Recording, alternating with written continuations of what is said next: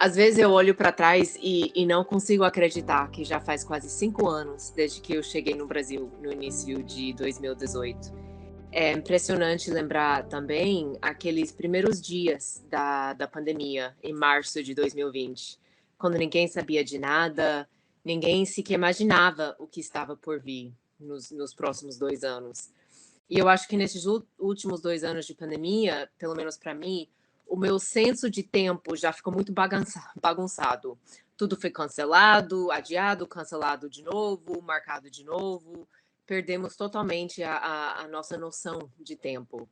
Então, hoje, quando eu olho todo mundo aqui nessa minha telinha de computador, eu quero dizer, não é possível que já faz mais de um ano que eu saí deste país que eu amo tanto. Parece ontem que estávamos tomando café juntos na sede, reunindo nas quartas-feiras na capela para os devocionais, comemorando os aniversariantes com um bolo gostoso. Tanta coisa já mudou no mundo e na vida de cada uma de nós. E a gente conseguiu se adaptar bem, mais ou menos, né, a essa nova rotina e ritmo. Reuniões no Skype, ficando em casa, tudo online. Tanto que agora eu não sei mais como me relacionar com as pessoas na vida real. Eu tenho perdido um pouco a minha sensibilidade social e tem sido um processo aprender a sair dessa nossa quarentena. E eu não sei como estão as coisas hoje no Brasil com a pandemia. Aqui nos Estados Unidos parece que em alguns momentos parece que tudo voltou ao normal, né? Que Covid é algo com que aprendemos a conviver, estamos seguindo em frente com a vida, com ele junto com a gente. Mas às vezes eu ainda me sinto meio perdida com tudo isso, como se eu ainda estivesse esperando a vida de antes voltar. Eu ainda me encontro às vezes neste espaço entre duas realidades, entre duas vidas. Em inglês, a gente tem uma expressão que se diz in between. Não sei se tem uma tradução literal em português para catar o sentido, mas seria tipo um entretempo, um meio tempo, um intervalo, uma pausa entre o velho e o novo, entre o antes e o depois. Meu poeta predileto, John O'Donohue, descreve este entretempo, este intervalo, como um crepúsculo entre o dia e a noite, onde o antes não tem idade suficiente para morrer e o novo ainda é muito novo para nascer. E todos nós conhecemos este lugar porque vivemos nele como sociedade, como um mundo nestes últimos 2 anos de pandemia, esperando, readaptando, tentando ver a vida, mas sem encontrar firmeza para pôr os pés. E além da pandemia, cada um de nós já viveu isso nas nossas próprias vidas. Momentos de transição, um capítulo está terminando e não sabemos o que vai estar escrito no próximo. E eu acho que isso é um dos lugares mais difíceis para a gente ficar. Porque gostamos de pensar que estamos no controle, né? Que temos um plano, e é justamente nestes momentos em que percebemos que o plano já se foi. E o controle realmente é uma ilusão. Desde que eu saí do Brasil, neste último ano, eu tenho me encontrado justamente neste espaço de in-between, neste intervalo. Ir embora do Brasil foi uma das decisões mais difíceis que eu já tive que tomar na minha vida. Não consegui explicar este movimento dentro de mim que eu estava sentindo quando tomei a decisão, porque amava o Brasil, amava o trabalho do SAF, amava vocês, mas ao mesmo tempo estava cansada, esgotada e me sentindo muito sozinha e muito longe de casa. Sabia que Deus estava me chamando de volta aos Estados Unidos, mas não sabia para quê. E quando eu voltei, por mais que eu sentia alegria, estar novamente com a família, reencontrar os amigos, ainda estava sem entender o porquê de tudo. Porque eu estava vivendo um luto enorme por ter saído do Brasil, mesmo sabendo que era a decisão certa para mim naquele momento. E eu queria entender o que Deus estava fazendo, porque eu achei que talvez se eu entendesse, ia doer menos. E pouco tempo depois de chegar em casa, eu estava participando no estudo bíblico e lemos a história dos israelitas fugindo de Egito. E reparei em algo que nunca tinha reparado antes.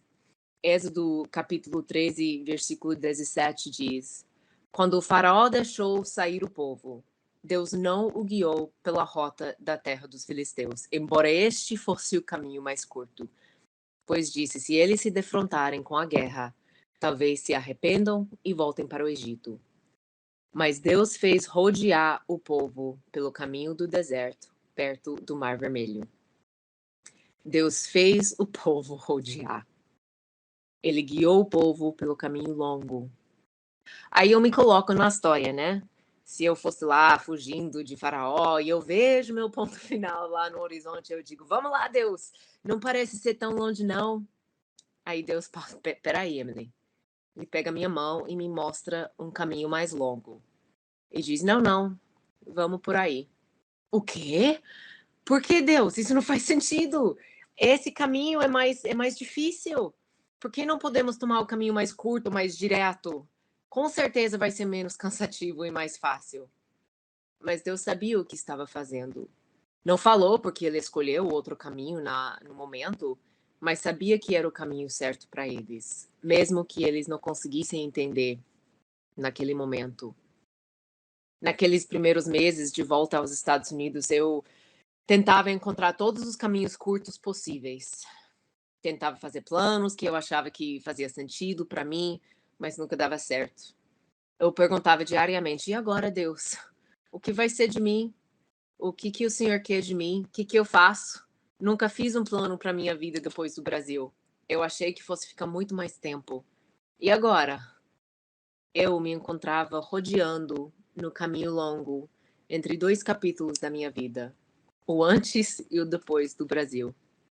Não tinha caminho delineado na minha frente e sabia que a única forma de encontrar o caminho era caminhar, colocando um pé na frente do outro e continuar andando, confiante que Deus estava ao meu lado. Eu corri atrás da razão, respostas, planos, qualquer coisa que me fizesse sentir em controle.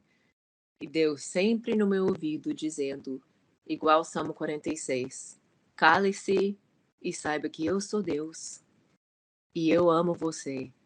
Aquiete-se, pare de lutar, descanse e lembre que eu estou contigo. E pouco a pouco eu comecei a escutar a Deus. Confiei cada vez mais naquela voz suave no meu ouvido, no meu coração, me convidando a caminhar com Ele, com menos respostas, menos certeza, menos planos, mas com mais fé, mais capacidade de simplesmente estar presente com Ele. No final, eu decidi dar um tempo ao ministério e pedi um ano de licença pastoral para continuar rodeando com Deus, descansando, reencontrando o Deus da graça que me ama e se alegra em caminhar comigo. E eu queria dizer que hoje, depois de um ano, já encontrei todas as respostas que estava buscando, que este caminho mais longo, só demorou um ano e agora tenho certeza de um plano para o próximo capítulo da minha vida. Como se fosse assim, né? Mas de várias formas eu ainda estou vivendo essa transição. Tentando não lembrar que os israelitas andaram 40 anos no deserto até chegaram na Terra Prometida. Eu estou aprendendo a relaxar, me acalmar, me aquietar diante de Deus e confiar que sua presença ao meu lado no caminho é mais importante do que qualquer destino. Então, eu não sei onde cada uma de vocês se encontra na sua vida neste momento, neste dia. Se está no final de um capítulo de vida, no início de outro, bem no meio de um capítulo ou entre capítulos rodeando com Deus. Eu sei que nós, como igreja, tanto no Brasil quanto nos Estados Unidos, também estamos vivendo o fim de certos tempos e o início de outros. E a gente se encontra como igreja neste tempo, entre tempos, neste intervalo. E sei que é assustador e às vezes a gente ansiamos pelo passado, desejando que as coisas voltassem como era antes, no capítulo que já está terminando ou já terminou. E quando a gente olha para frente, a gente quer muito ver o mapa, né, do futuro, para ter certeza do caminho. Mas ao invés disso, o que a gente tem é um Deus que está pedindo a nossa mão. Um Deus que está nos pedindo para confiar nele o suficiente para nos guiar, rodear com ele sem saber aonde estamos indo. E eu estou aqui para dizer que Deus, é fiel no deserto. Deus é fiel no tempo entre tempos. Este rodeio, mesmo que pareça, não é um desvio. Deus sabe o que está fazendo. Deus tem um propósito para você, para mim, em todos os momentos da nossa vida, mesmo os mais difíceis. Então, calem-se, aquietem-se e confiem no Senhor, que está sempre escrevendo algo novo em nós, em todos os capítulos da nossa vida. Este é o Senhor que caminha na escuridão conosco, o Deus que nos ama e cujo graça e misericórdia se renovam sobre nós sempre, a cada manhã. Então, caminhamos com fé na presença do Senhor, confiando que Deus vai fazer brilhar sobre nós a sua luz, para iluminar não o destino final, mas o nosso caminho, um passo de cada vez. Amém. E antes de terminar, queria deixar algumas perguntinhas aqui para vocês refletirem essa semana. Perguntas que têm sido importantes para mim neste último ano de transição e que eu queria compartilhar. Se forem úteis para vocês, ótimo. Se não, tudo bem, mas eu queria compartilhar. Então, a primeira pergunta: pense no momento em que Deus pediu para você rodear com Ele no caminho mais longo. O que aprendeu naquela época e como isso pode te sustentar hoje? A segunda pergunta: onde você está agora na sua história? Você está no início de um capítulo, no final, no momento de espera entre capítulos? E o que está aprendendo sobre Deus e sobre você mesma, você mesmo, neste momento? E essa última pergunta tem sido muito importante para mim e é o seguinte: ao invés de perguntar o que Deus quer de mim, porque a gente sempre faz essa pergunta, e é uma boa pergunta também, mas eu fazia essa pergunta a minha vida inteira: Deus, o que o Senhor quer que eu faça com a minha vida? Mas neste último ano, eu tenho perguntado mais: o que Deus quer para mim? Ao invés de Deus, o que o Senhor quer de mim? Deus, o que o Senhor quer para mim? O que o Senhor quer para minha vida? E tem sido uma mudança muito importante, pelo menos para mim, nesse meu entendimento do Deus que me ama neste último ano. Então, espero que tenha sido úteis para você essa pergunta, mas de qualquer forma eu vou pedir que em algum momento essa semana vocês separem um tempo para refletir um pouco. E tem sido uma boa experiência, um bom convite para mim, enquanto eu fazia essa reflexão, de olhar para este último ano e perguntar o que eu aprendi enquanto estava caminhando com Deus, o que ainda estou aprendendo. Eu acho que é bom parar e refletir um pouco sobre o caminho que te trouxe até aqui e o caminho que está na frente. Então é isso, gente. Muito bom. Obrigada pelo convite, pela recepção. Muito bom estar com vocês hoje. Amém.